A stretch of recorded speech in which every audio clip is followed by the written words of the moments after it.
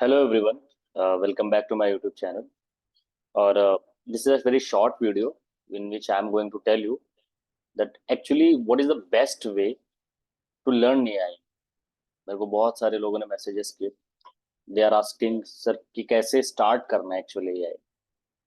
Because on several social media platform, I'm not going to take any some specific names, but those people वो लोग कर क्या रहे हैं कि डायरेक्टली AI ML पे डायरेक्टली जंप कर रहे हैं कि भाई ये पाइथन की लाइब्रेरीज हैं और this is the data set, this are the specific, ये काम करने हैं और मॉडल लगाना है, ट्रेन करना है. इस तरीके से आप AIML सीख जाओगे, पर this is not the way to learn AIML. आप AIML नहीं सीख रहे हो, आप उसे बस यूज कर रहे हो. आपको पता लग रहा है कि ये कर क्या रहा है, क्या कर सकता है, पर ये करता कैसे है. अगर अपने रिक्वायरमेंट के हिसाब से आपको उसको चेंज करना पड़े तो आप कैसे चेंज करोगे.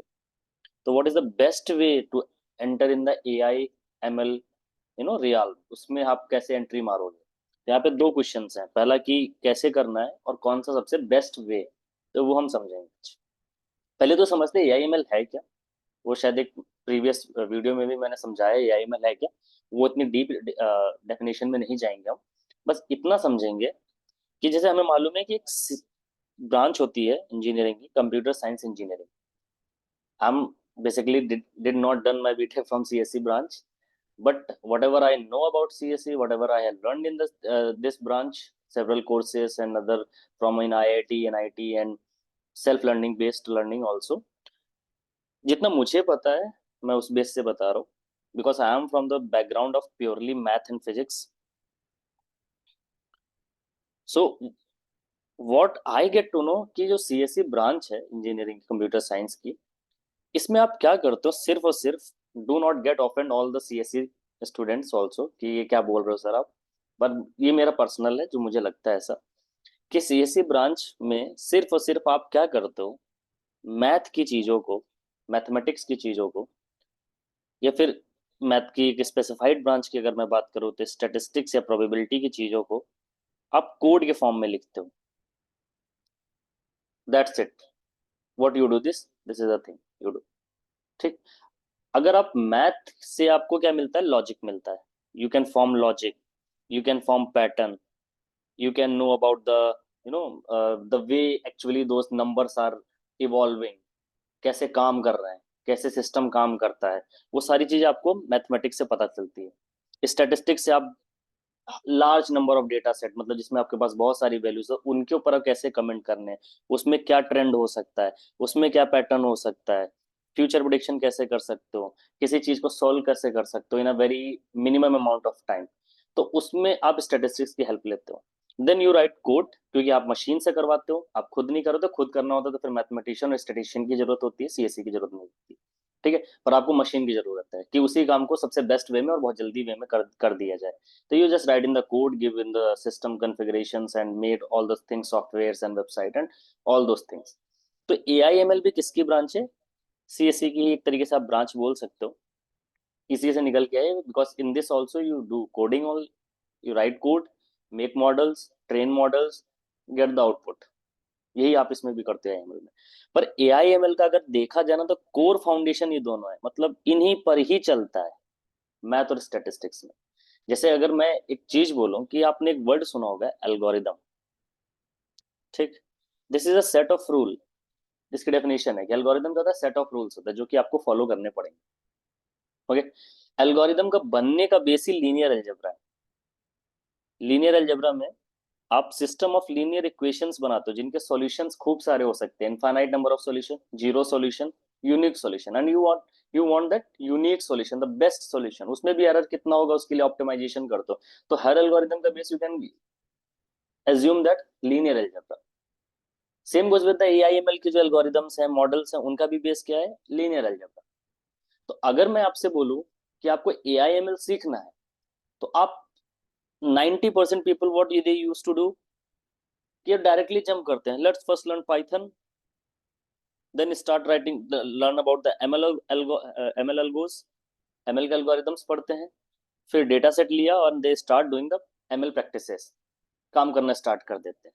पर this is not a way to learn AIML. सभी ऐसे सिखाते हैं. उनका पहला ही वीडियो या फिर पहला ही लेक्चर स्टार्ट होगा मशीन लर्निंग में, supervised machine learning, regression technique, classification technique, then they goes to the unsupervised machine learning, फिर डीप लर्निंग, फिर उसमें भी सब different different models and techniques. पर अगर मैं आपको एक सिंपल वे में बोलूं तो AI ML में जितने भी एल्गोज हैं या जितने भी एल्गोरिदम्स हैं या फिर जितने भी ऑप्टिमाइजेशन की टेक्निक्स हैं, ये सब के सब सारी की सारी पहले से ही मैथ और स्टैट में पढ़ी जा चुकी हैं। फर्स्ट ऑफ ऑल आपको ये ध्यान में रखना पड़ेगा। तो अगर हम उनका प्योर एसेंस समझना चाहते हैं इन एल्गोरिदम्स का, इनकी टेक्निक्स का, तो हम पहले क्या पढ़े? मैथ एंड स्टेटिस्टिक्स, सिंपल चीज है। क्यों जाना डायरेक्ट कोडिंग पर? अगर मैं सबसे बेस्ट, जैसे मान लो फॉर एन एग्जाम्पल, अभी मैं बताऊंगा कि मैथ और स्टैट में भी क्या पढ़ना है। फॉर एन एग्जाम्पल, रिग्रेशन से ही स्टार्ट होता है ईच एंड एवरीथिंग। आप रिग्रेशन से जो समझते हो कि हम एक बेस्ट लाइन फिट करते हैं, लाइन को ऑप्टिमाइज करते हैं, minimum error list square fitting लगाते हैं, that is not regression actually. Regression is simple thing to find out the average of a value y at a given x. Average value, इसको कभी कभी stepping back भी बोलते हैं। Stepping back algorithm is also known as a regression. ठीक है।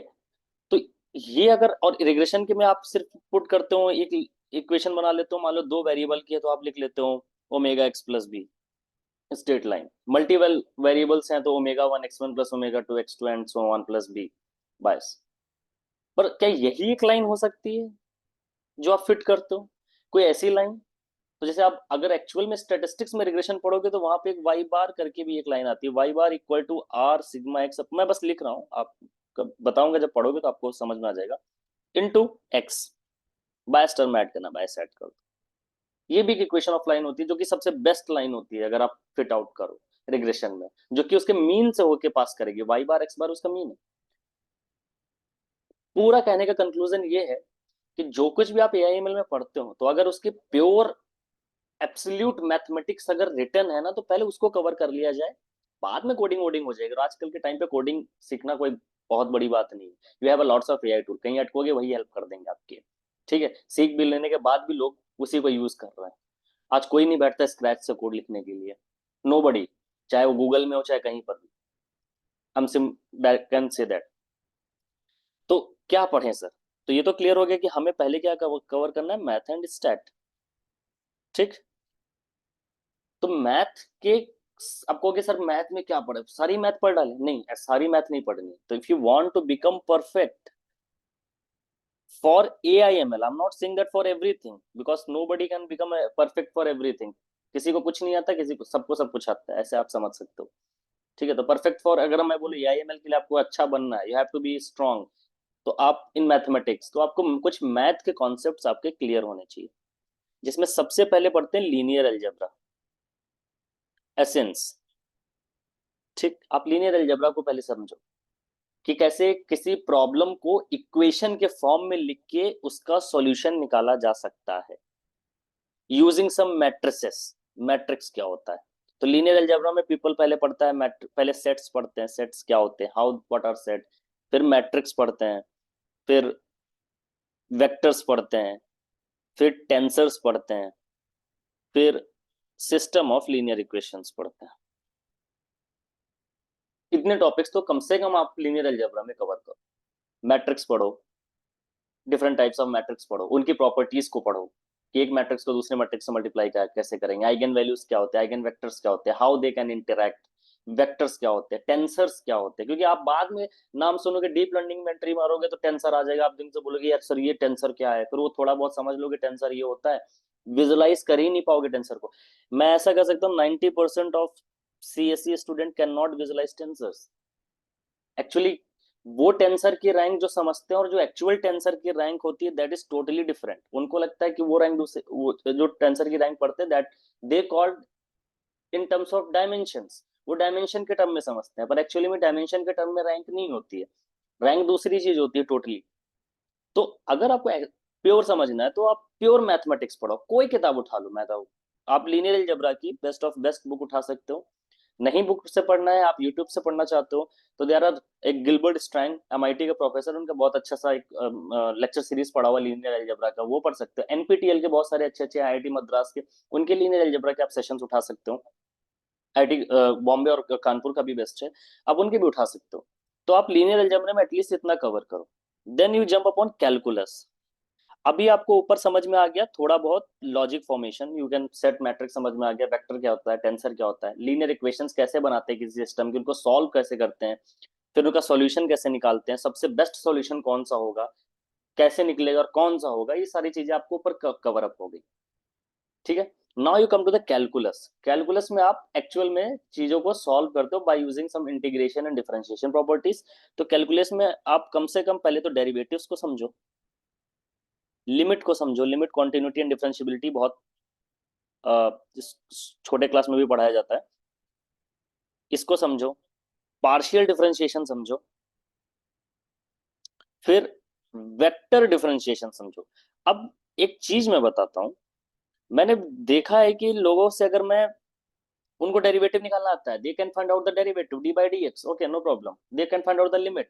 कोई set है या कोई सीक्वेंस है या कोई फंक्शन है, उसकी लिमिट क्या होगी, उसकी कॉन्टिन्यूटी है कि नहीं है, डिसकॉन्टिन्यूअस है, they can find out the partial derivative of function of several variables, ठीक है। लेकिन जब मैं वेक्टर डिफरेंशिएशन की बात करता हूँ तो वेक्टर डिफरेंशिएशन में उनको लगता है दिस इज ओनली ग्रेडियंट, वो सिर्फ ग्रेडियंट की बात करते हैं। क्यों? क्योंकि सिर्फ ग्रेडियंट यूज होता है एआईएमएल में। ऐसा नहीं, सिर्फ यही यूज होता है एआईएमएल में, यूज तो और भी चीजें होती हैं। लोगों ने किया नहीं डजंट मीन्स कि हुआ नहीं। अभी कल को कुछ टाइम पहले ट्रांसफॉर्मर आपको अब आ गया, एजेंटिक या एजेंटिक के बाद ये अब कौन सा रहा, डीप रिसर्च एजेंट्स आ रहे हैं, ठीक है, यूजिंग सम एमसीपी सर्वर्स। कल को कोई दूसरा मॉडल के लिए कोई दूसरी मैथमेटिक्स की थ्योरी उठा के कुछ नया मॉडल बना दे तो आपको वो भी पढ़ना पड़ेगा। तो बार बार आप क्यों उसको अपडेट करना चाह रहे हो? आप पहले जितना कवर अप है मैथ उसको अच्छे से पढ़ लो। जैसे वेक्टर डिफरेंशिएशन में ग्रेडियंट भी आता है, then you get curl, then you get divergence. तो ये तीन तरीके से आप वेक्टर को डिफरेंशिएट कर सकते हो। तो खाली ग्रेडियंट पे क्यों रुकना है, कर्ल को समझो। फिजिक्स जब पी आप एक फील्ड आती है पीआईएमएल, फिजिक्स इन्फॉर्म्ड मशीन लर्निंग, अगर इसमें आप काम मशीन लर्निंग अप्लाई करते हो फिजिक्स की चीजों में, तब तो आपको तीनों की नॉलेज होनी चाहिए। ठीक है, कुछ मॉडल्स होते हैं जैसे आरबीएम हो गए, रेस्ट्रिक्टेड बोल्ट्जमैन मशीन हो गए, या फिर डीबीएन हो गए, डीप बिलीफ नेटवर्क हो गए, they are very specific model use for some specific task. वो बहुत कॉम्प्लेक्स कॉन्सेप्ट्स को यूज करते हैं, पर वो कॉम्प्लेक्स कॉन्सेप्ट उनको लगते हैं जो कि जिन्होंने मैथ बैकग्राउंड से नहीं है, फिजिक्स बैकग्राउंड से नहीं है। ठीक है, अगर आप नहीं हो तो आप क्या करो, पहले ही कवर अप करो। यहाँ पे फिजिक्स नहीं पढ़ना, मैं नहीं बोल रहा हूँ आप फिजिक्स पढ़ो, क्वांटम मैकेनिक्स पढ़ो, स्टैटिस्टिकल फिजिक्स पढ़ो, इलेक्ट्रोडायनेमिक्स पढ़ो, वो पढ़ने की बात नहीं कर रहा हूँ, कम से कम मैथ पढ़ो। तो वेक्टर डिफरेंशिएशन जब आप पढ़ो तो आप ग्रेडियंट समझो होता क्या है, कर्ल समझो होता क्या है, डाइवर्जेंस क्या होता है। कोई फील्ड जब आप पढ़ोगे तो आपको पता चलेगा कोई फील्ड डाइवर्जेंट होगी कि नहीं होगी। अब मैं फील्ड बोल रहा हूँ, सीएससी वाले या फिर कंप्यूटर साइंस में इसको फंक्शन बोल देते हैं। तो कोई फंक्शन डाइवर्ज करेगा कि नहीं करेगा, कब करेगा, क्या लिमिट होगी, कैसे करेगा, कर्ल मतलब रोटेट करेगा कि नहीं करेगा, now I want to rotate also. ठीक है, और ये एरर सरफेस पे ट्रैवर्स करने में भी यूज किया जाता है। There are some lectures, there are some research paper who used curl also. तो आप उसको भी कवर अप करो, और फिर आप वेक्टर का इंटीग्रेशन भी समझ लो। ऐसा नहीं है, nobody learn about vector integration in AIML, कोई नहीं पढ़ता इसको। ठीक है, तो इसको भी कवर अप करो, वेक्टर इंटीग्रेशन को करो। वेक्टर इंटीग्रेशन अगर आपका अच्छा होगा तो आप ग्रेडियंट बहुत कॉम्प्लेक्स कॉम्प्लेक्स फंक्शन का ग्रेडियंट बहुत सिंपल तरीके से निकाल सकते हो। और एक एल्गोरिदम है मशीन लर्निंग में, जीडीए जिसको बोलते हैं, ग्रेडियंट डिसेंट एल्गोरिदम, ये इसी ग्रेडियंट के कॉन्सेप्ट पे बनी हुई है। तो अगर आपको ग्रेडियंट पहले से ही पता है, लीनियर अलजेब्रा पहले से पता है, पार्शियल डिफरेंशिएशन पहले से पता है, तो जीडीए आपके लिए 5 मिनट में देखोगे खत्म, कोई दिक्कत ही नहीं होगी इसमें। तो मैथ में आप इतना कवर करो, लीनियर अलजेब्रा में एटलीस्ट मैं बता रहा हूँ, एटलीस्ट। ठीक है, set matrix vector tensor system of linear equation. Calculus में limit continuity differentiability, derivatives, partial derivatives, vector differentiation and vector integration, आप इतना। और एक टॉपिक और इसमें आता है जिसको बोलते हैं मैक्सिमा मिनिमा। जब आप इसको करोगे ना वेक्टर डिफरेंशिएशन को, उसी के बीच में आ जाएगा मैक्सिमा मिनिमा, इसको भी। इतना तो कम से कम आप एटलीस्ट कैलकुलस में कंप्लीट करो। ठीक, देन आप स्टैट को उठाओ, स्टैटिस्टिक्स। और ये जब उठाओगे तो आपको लगेगा कि कुछ नहीं है एआई वाली, जस्ट प्योर नंबर थियरी। आपको नंबर समझ में आना चाहिए, डेटा समझ में आना चाहिए, पैटर्न कैसे बनाता है। और उस स्टैटिस्टिक्स से अच्छा इस दुनिया में कोई सब्जेक्ट नहीं है जो इस चीज को बता सके कि किसी चीजों के बीच में पैटर्न या फिर ट्रेंड कैसे होता है। वेदर इस आप कभी स्टॉक मार्केट को देखोगे तो अगर अच्छा खेल कोई स्टॉक मार्केट में करता है वो स्टैटिशियन ही कर सकता है। देखा होगा ना, सीए बहुत अच्छे से मैनेज करते हैं फंड्स को, chartered, because they have a good knowledge of statistics. पूरे वर्ल्ड की इकोनॉमी नहीं इन्हीं के हाथों के आगे पीछे घूमती है, और वर्ल्ड की इकोनॉमी घूमने के लिए कहाँ पे क्या लगाना है, कहाँ पे क्या कितना नहीं लगाना है, ये स्टैटिस्टिशियन को ही पता होता है। मैं ये नहीं कह रहा हूँ आप जाके स्टैटिस्टिक्स में इन्वॉल्व हो जाओ, ऐसे में भर्ती हो जाओ, सीएमआई में भर्ती हो जाओ, ऐसा नहीं है। पर आप उतनी स्टैटिस्टिक्स तो अपनी स्ट्रांग कर लो जितनी आपको यूज करनी है खतरनाक लेवल पे। तो स्टैटिस्टिक्स में तो सबसे पहले पढ़ते दैट इज प्रोबेबिलिटी थियरी। जब आप प्रोबेबिलिटी थियरी पढ़ोगे तो आपको बहुत अच्छे से क्लासिफिकेशन समझ में आ जाएगा। ठीक है, बायसियन क्लासिफिकेशन, बायस क्लासिफिकेशन, ठीक है, कंडीशनल क्लासिफिकेशन, वहाँ एल्गोरिदम उसी का यूज करके वहाँ एल्गोरिदम बना दिया उन्होंने। ठीक है, तो क्लासिफिकेशन समझ में आ जाएगा। फिर आप इसमें क्या पढ़ो, सैम्पलिंग पढ़ो। ये बहुत इंपॉर्टेंट है। सैम्पलिंग लोग छोड़ देते हैं। एक्चुअल में आपका डेटा सेट इतना है, मान लीजिए कि बहुत बड़ा डेटा सेट है, 4 लाख रोज है और 10,000 कॉलम्स हैं, और वो लग गए बैठ के करने लगे, क्या करने लगे, पूरे डेटा सेट को ही लेके बैठ गए। हम पूरे डेटा सेट पे ही मॉडल ट्रेन करेंगे। That is a good way, that is a way. मैं नहीं बोल रहा हूँ वो वे नहीं है, बट उससे भी बेटर वे, इसी डेटा सेट को अगर आप किसी स्टैटिशियन को पकड़ाओगे, किसी स्टैटिक बंदे को पकड़ाओगे, कहेगा कि नहीं ये इससे भी एक बेटर मेथड है, इससे भी इफिशियंट मेथड है, हम इसका एक अच्छा सैंपल लेते हैं और उस सैंपल पे काम करते हैं, और उस सैंपल से चीजों का एस्टिमेट करते हैं, और पूरे पॉपुलेशन का मतलब पूरे डेटा सेट पे कमेंट मारते हैं। That can be a good way. और वो एक सैंपल नहीं लेगा, he can take several sample, तो उसको वेरीफाई करने के लिए वो भी एक मेथड होता है। पर हम ऐसा नहीं करते एक्चुअली। पर ऐसा कर नहीं सकते, that is not a rule, हम ऐसा भी कर सकते, तो आप कम से कम एटलीस्ट आइडिया तो रखो कि ऐसा होता है। तो सैम्पलिंग थ्योरी आती है पूरी स्टैट में। आप समझोगे कितने तरीके से सैम्पलिंग कर सकते हो और उसमें कितने कितने तरीके के मेथड्स लगा सकते हैं। तो third thing is numerical methods, कि आप कितने तरीके से चीजों को कैलकुलेट कर सकते हो, बेस्ट फिट कर सकते हो, चीजें एस्टिमेट कर सकते हो। तो न्यूमेरिकल मेथड्स आते हैं, बहुत तरीके के आते हैं, Newton Raphson, Newton गरगोरी, RJ are के मेथड, बहुत तरीके के मेथड्स आते हैं। तो आप न्यूमेरिकल मेथड्स को समझो। Then comes to the descriptive statistics. अब डिस्क्रिप्टिव स्टैट को तो एटलीस्ट आपको बहुत आईएमपी बहुत ही अच्छे से स्ट्रॉन्ग करना है। दैट इज, इसमें आप पढ़ते हो mean median mode MMM.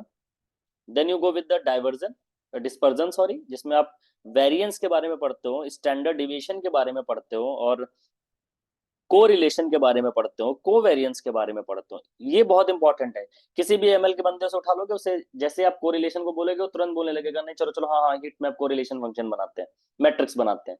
Idea भी है को रिलेशन होता क्या है, बस relationship between two variable is not अ को रिलेशन। अरे इसके परे बहुत लंबी थ्योरी है कोरिलेशन की।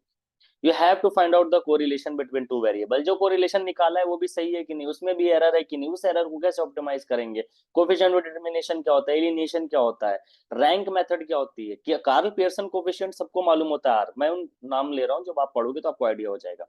एक मेथड से तो आप निकाल लेते हो, और भी मेथड हो सकते हैं, कंकरेंट मेथड हो सकता है, रैंक मेथड हो सकता है, तो there can be several method. तो क्यों नहीं उनको एक्सप्लोर करना है, उनको भी एक्सप्लोर कर लो। मैं ये जो रोड मैप आज बता रहा हूँ, ये उनके लिए जो एक्चुअल में आईएमएल अच्छे से सीखना चाहते हो, टाइम दे के सीखना चाहते हैं। 10 दिन में सीखना है तो किसी भी 10 घंटे का वीडियो उठा लो, हर दिन दो दो घंटे देख लो, हो जाएगा। प्रोजेक्ट भी बनवा देगा, रियल टाइम बनवा देगा, और आपका सपनों में गूगल में नौकरी भी लग जाएगी। ठीक है, don't be in that bubble. कोई चीज जल्दी से सीखने में क्या होता है, बहुत सारी चीजें छूट जाती हैं, और एक्चुअल वही चीजें छूटती है जिनकी जरूरत होती है। तो हरी अप मत करो, टाइम दो, गिव मिनिमम 1 ईयर, 1 ईयर दो। आप आराम से 2-3 महीने तक मैथ पढ़ो। आप चाहो तो जो मैथ पढ़ रहे हो इसी को कोड में लिखो, दैट इज एक्स्ट्रा। आप न्यूमेरिकल मेथड पढ़ रहे हो, न्यूमेरिकल मेथड को पेन पेपर पे सॉल्व किया, फिर उसी को कोड लिख रहे हो पाइथन में, वो आप प्लस में कर सकते हो। आपकी कोडिंग स्ट्रांग हो जाएगी उसी के साथ में। ठीक है, लैंग्वेज स्ट्रांग हो जाएगी। फिर जब आप एआईएमएल में जाओगे तो आपको दिक्कत भी नहीं है। डिस्क्रिप्टिव स्टैटिस्टिक्स के साथ बाद आप पढ़ते हो इन्फ्रेंशियल स्टैटिस्टिक्स। इन्फ्रेंशियल स्टैट में आप कवर करते हो उल्टा थोड़ा सा, तो जिसमें हम पढ़ते हैं हाइपोथेसिस पढ़ते हैं, नल हाइपोथेसिस, अल्टरनेट हाइपोथेसिस, कई तरीके के टेस्ट पढ़ते हैं कि कौन सी हाइपोथेसिस सही होगी। मान लो कि कंपनी में 2 एमएल इंजीनियर है, दोनों ने दोनों अलग अलग मॉडल लगाया, दोनों बोले नहीं ये सही नहीं वो सही, तो वहां पे स्टैटिशियन बोलेगा लाओ दोनों मॉडल इधर लाओ। अब हम इस पे एक को नल मानेगा, एक को अल्टरनेट मानेगा, कौन सही बता रहा है वो भी स्टैटिशियन अच्छे से बता सकते। तो इन्फरेंशियल स्टैटिस्टिक्स, इसमें आप हाइपोथेसिस के बारे में पढ़ते हो, कई सारे टेस्ट के बारे में पढ़ते हो, टी टेस्ट, काई टेस्ट, ठीक है, बेस्ट फिटिंग के लिए, एफ टेस्ट, जेड टेस्ट, ये बहुत तरीके के टेस्ट पढ़ते हो। तो इन्फरेंशियल स्टैटिस्टिक्स कवर कर लो। प्रोबेबिलिटी थ्योरी हो गई, सैम्पलिंग थ्योरी हो गई, न्यूमेरिकल मेथड हो गया, डेटा अच्छे से समझने के लिए डिस्क्रिप्टिव स्टैटिस्टिक, इन्फ्रेंशियल स्टैटिस्टिक्स हो गई, और फिर डिस्ट्रीब्यूशन फंक्शन। डेटा समझ तो लिया, लेकिन डेटा को डिस्ट्रीब्यूट करके भी उनके बीच का पैटर्न देखने के लिए डिस्ट्रीब्यूशन फंक्शन, जिसमें आप पीडीएफ और पीएमएफ कवर कर लो। Probability density function, probability mass function, जिसमें आप कम से कम at least normal, binomial and Poisson, तो कम से कम एटलीस्ट आपको पता होनी चाहिए कि ये डिस्ट्रीब्यूशन क्या होते हैं, इनका फॉर्मूला कैसे होता है, बनता कैसे है। ठीक है, आप बहुत सारे ग्राफ बनाओगे डेटा प्री प्रोसेसिंग के टाइम में, नॉर्मल डिस्ट्रीब्यूशन बनाओगे, बाइनोमियल बनाओगे, पाइथन बनाओगे, इससे आपके डेटा का पूरा कंप्लीट नॉलेज हो जाएगा कि what is the relationship between the variables, relationship between the data, उनके बीच में क्या ट्रेंड है, क्या पैटर्न है, सब आप यहीं से पता कर लोगे। फिर इसी में आती है डिसीजन थियरी, डीटी। स्टैटिस्टिक्स में ही डीटी आता है, और स्टैटिस्टिक में डिसीजन थियरी कैसे होता है, डिसीजन ट्रीज क्या होता है, और उस पर एक मॉडल बना रखा है, किधर, एमएल में, decision random forest model, XG boost model, cat boost model, ensemble model, दुनिया भर के मॉडल बना रखे हैं उसके नाम पे, डिसीजन ट्री के नाम पे। ठीक है, तो वो वहां पे आप हो सकता है ना गैदर कर पाओ, पहले आप उसकी प्योर मैथ कम से कम बस 20-25 न्यूमेरिकल पेपर पे सॉल्व कर डालो डिसीजन थियरी के। रिग्रेशन, कॉन्ट क्लासिफिकेशन, ये स्टैटिस्टिक्स के ही पार्ट है, इसीलिए मैं बोल रहा हूँ कि सारी चीजें ना सीएससी में कोई भी इनकी खुद की चीज नहीं है, all comes from mathematics and statistics. नाम चेंज कर दिया, इधर मैट्रिक्स को उठाया, उधर एरे बोल, वो एरे एरे करेंगे तो मैट्रिक्स समझो पहले अच्छे से क्या होती है। ठीक है, तो डीटी, रिग्रेशन, क्लासिफिकेशन, डिस्ट्रीब्यूशन, ये स्टैटिस्टिक्स वाला थोड़ा लंबा चौड़ा हो गया सब्जेक्ट, इतना तो आपको एटलीस्ट कवर करना पड़ेगा। अगर ये इतने में आप स्ट्रांग होते हो, ये बेसिक मैथ में, लीनियर अलजेब्रा में, कैलकुलस में, स्टैटिस्टिक्स में, प्रोबेबिलिटी, ये सारे टॉपिक्स आप कवर कर लेते हो, तो आप ये कह सकते हो कि रिक्वायर्ड एआई एमएल के लिए आपकी मैथ इनफ है। मैं ये नहीं बोलूंगा कंप्लीट है, क्योंकि आप एआई एमएल किस फील्ड में लगा रहे हो, बायो में लगा रहे हो, फिजिक्स में लगा रहे हो, या रोबोटिक्स में लगा रहे हो, तो चीजें चेंज हो जाएंगी। पर ऑन एन एवरेज मैं बोलूं तो इतनी इनफ है, आप इतनी नॉलेज है तो आप किसी भी फील्ड में एंट्री मार सकते हो, चीजें समझ सकते हो, कुछ चीजें इधर उधर छूटी है उन्हें कवर कर ले। ठीक है, जब लगे टाइम पर कि हाँ ये भी आना चाहिए। ठीक है, तो इतना इनफ है। Then you can go learn about learn Python, साथ में सीखते रहना।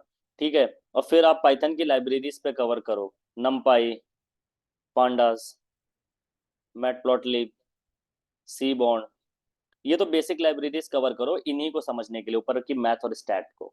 Then you come to the pure machine learning. आप मशीन लर्निंग को समझो, पहले ही समझ चुके होगे, जब मशीन लर्निंग पे आप एंट्री मारोगे ना, आपको लग रहा है ये तो पढ़ा हुआ है, इसे कोड में तो जो मैंने पहले पेपर पे लिखा था उसी को कोड लिख देता हूँ, हो गया मशीन लर्निंग। आप इस पॉइंट पे तब ये आके बोल पाओगे जब आपको ऊपर का मैथ पढ़ा होगा। इसीलिए कोई भी मैथमेटिशियन होगा जिसने बीएससी मैथ किया होगा, या फिर बीएससी इन स्टैटिस्टिक्स होगा, उसको अगर एआईएमएल के कॉन्सेप्ट समझाओगे तो वो बोलेगा ये तो मैं बीएससी फर्स्ट ईयर में ही पढ़ लिया था। That's not a very new thing for him. बस वो बोलेगा भाई तुमने कोड लिख दिया, कंप्यूटर में चला दिया, बस और कुछ नहीं, लैपटॉप पे चला दिया। ठीक है, तब आप एमएल स्टार्ट करो, तब आपको लगेगा आपको पहले से ही आता है, बस थोड़ा सा समझना, और कुछ नहीं। लॉजिक बिल्डिंग करना, इतना तो हो गया। तो मैंने बोला था मैथ किसके लिए है, उसके लिए, लेकिन मैथ में आप ना लॉजिक बिल्ड करते रहना। लॉजिक बिल्ड करने के लिए आप क्या कर सकते हो, स्ट्रॉन्ग करने के लिए एक्चुअली आप क्या करो कि फ्री टाइम में ना आप एप्टी के क्वेश्चन सॉल्व करो, जहां पे मैं ये बोलूंगा कि this is very important. Placement perspective से मत ही देखो, भाग में जैसा रिप्लेसमेंट प्लेसमेंट, अपने पर्सनल पर्सपेक्टिव से देखो कि एक नॉर्मल पर्सन के आईक्यू या फिर उसका एप्टीट्यूड, उसका रीजनिंग स्ट्रांग होना ही चाहिए to survive in social life also. तो अपना लॉजिक बिल्ड करो, लॉजिक कितनी जल्दी, आपका दिमाग कितनी जल्दी चीजों को पकड़ता है और कितनी जल्दी उसको इक्वेशन बनाता है, कितनी जल्दी सॉल्व करता है। उसके लिए आप कोई भी किताब उठा लो लॉजिकल रीजनिंग की, फ्री टाइम में बैठो आप सॉल्व करते रहो लॉजिकल रीजनिंग, उससे आपकी कोडिंग अच्छी, लॉजिकल रीजनिंग अच्छी तो कोडिंग अपने आप अच्छी हो जाएगी।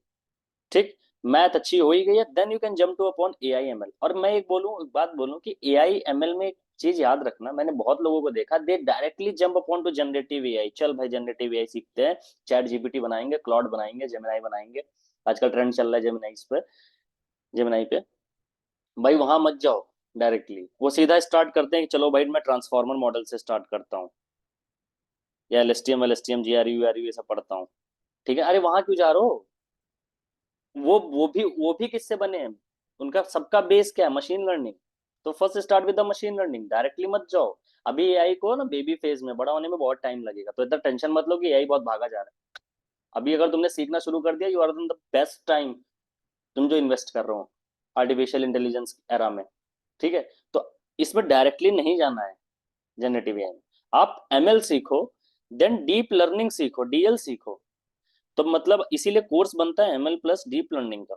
आप एटलीस्ट यहाँ पे ब्रेक मारो डीप लर्निंग के बाद, और उसके बाद चूज करो कि आपको किस में घुसना है, कौन से फील्ड में जाना है। जैसे बहुत लोग रोबोटिक्स के फील्ड में जाने का सोचेंगे, यार रोबोटिक्स में मस्त चाहते हैं, कोई बोलेगा नहीं हाँ भाई computer vision also used in robotics, CV के फील्ड में जाते हैं, कंप्यूटर विजन के फील्ड में जाते हैं, इमेज प्रोसेसिंग की फील्ड में जाते हैं। कोई बोलेगा नहीं मैं कन्वर्शनल एआई में जाता हूँ।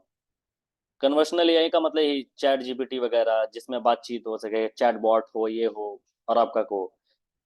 तब आप कम से कम चूज करो। आपको अभी पता नहीं, आप बस ने आपने देखा चैट जीपीटी बहुत अच्छा है और ये सारे बहुत अच्छे हैं, लो हम अपना बना लेते हैं। कोई इमेज जनरेट करता है तो आप कंप्यूटर विजन का एआई टूल बनाने लगते हो।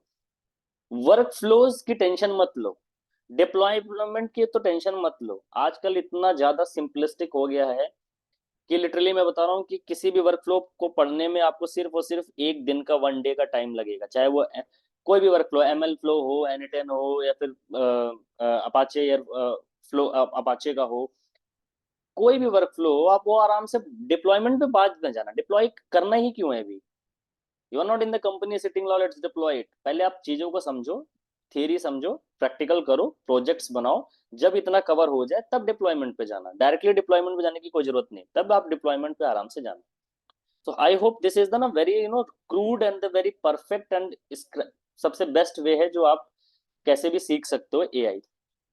तो सबसे बेस्ट मतलब कंक्लूजन क्या है, पहले अपनी मैथ और स्टैट को स्ट्रांग करो, because CSC without math and stat is nothing. कुछ है ही नहीं उसमें, कुछ भी नहीं। एक ही है मात्र ऐसा सब्जेक्ट है जो बिना मैथ के भी चल सकता है, दैट इज फिजिक्स। भी उसे आप एज्यूम कर सकते हो, भले पेपर पे लिखने के लिए मैथ की जरूरत पड़ेगी, लेकिन पेपर पे नहीं भी लिखोगे तब भी आपके माइंड में रहेगी। पर आप विदाउट मैथ एंड स्टैट्स ये इज नथिंग।